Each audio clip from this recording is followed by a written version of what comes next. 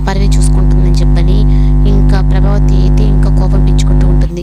ఇంకా ఇంట్లో వాళ్ళందరూ అయితే మేము బయట టిఫిన్ చేస్తామని చెప్పని అలాగే సత్యంతో పాటు అందరూ అయితే వెళ్ళిపోతారు.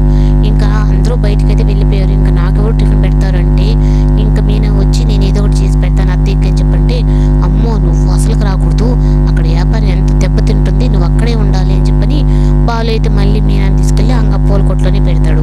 అప్పుడు ఇంకా ప్రభావతి అయితే నీ భార్యని పూల కొట్లో పెడితే ఇంట్లో ఎవరు వంట చేయాలి అని చెప్పని అంటే, లేదు మమ్మీ నీకోసం నేను టిఫిన్ తీసుకొచ్చాను, నీకు పుల్లట్లు అంటే ఇష్టం అంట కదా మీ కోడలు చెప్పింది, అందుకే ఆ పుల్లట్లే తీసుకొచ్చాను అని చెప్పని బాలు అయితే ఇస్తాడు. ఇంకా ఆకలికి ఏం తట్టుకోలేక ఇంకా సరే అని చెప్పని ఆ ప్యాకెట్లు తీసుకొని చూస్తుంది.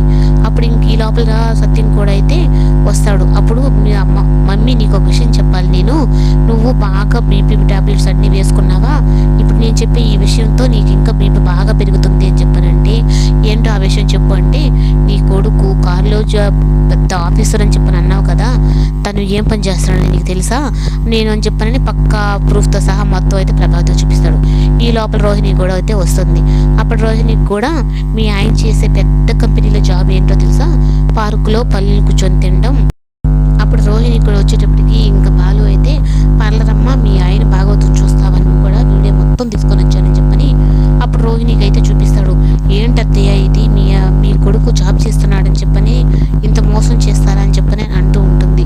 అప్పుడు ఇంకా అలా మాట్లాడుతూ ఉంటే, అప్పుడు నువ్వు మోసం చేస్తున్నావు, అలాగే మనోజు మోసం చేస్తున్నాడు, ఇప్పుడు సంవత్సరం అవుతున్న మీ నాన్న మాత్రం ఇంతవరకు మలేషియాలో ఉన్నాడు, డబ్బు బాగున్నాడు అని చెప్పి అంటున్నావు, కానీ ఒక్క రూపాయి వచ్చింది మాత్రం లేదు అని చెప్పని అంటూ ఉంటే, ఇంకా రోహిణి అయితే ఇంకా నా బండారం ఎక్కడ బయటపడుతుందా అని చెప్పని ఇంకా అలాగే ఉంటుంది. ఇంకా మీనా అయితే ప్రతిసారి మలేషియా అని చెప్పని అన్నప్పుడల్లా రోహిణి ఎందుకు కంగారు పడుతుంది, అలాగే ఆ రోజు వచ్చిన ఆ యాంటీ తనకి ఏదో సంబంధం ఉంది కానీ రోహిణి బయటపడటం లేదు, ఏదో ఒక రోజు బయటపడుతుంది, తర్వాత రోహిణి పరిస్థితి ఇంకా అత్తయ్య ఏం చేస్తుందో ఏమో, ఇప్పుడు ఏది లేకుండా ఉంటేనే ఇలా ఉంది, ఇంకా అత్తయ్యని విశ్వరూపం అయితే రోహిణికి కూడా చూపించేస్తుందని చెప్పని అంటూ ఉంటుంది.